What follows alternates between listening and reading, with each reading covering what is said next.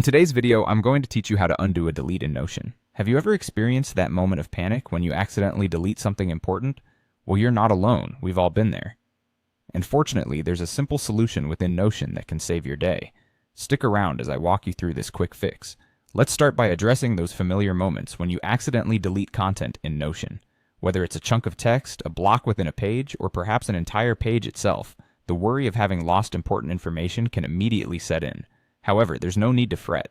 If you've just deleted something, there's an easy way to restore it almost instantly. For those of you using a Windows computer, you want to reach for that trusty Control key. That's right, simply press Control and Z at the same time. It's a quick keystroke, but it's incredibly powerful. This will undo the last action you've performed, essentially bringing back whatever you just deleted.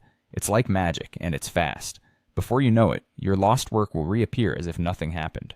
Now, if you're working on a Mac, you'll want to press CMD and Z instead. Mac users have the same efficient solution at their fingertips. This combination seamlessly undoes any recent deletion, so your content can be restored in mere seconds.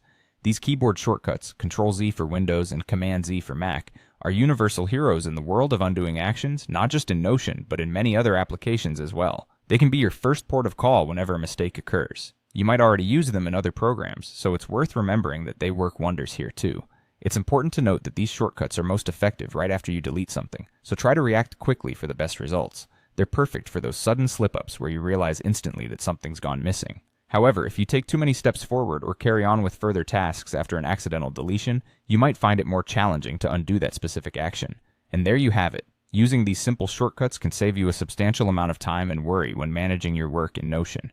I hope this guide has given you a sense of relief and confidence that even when mistakes happen, a quick recovery is within reach. Remember, whether you're on Windows or Mac, Control-Z and Command-Z are your new best friends in restoring deleted items. Thanks for watching, and happy creating within Notion.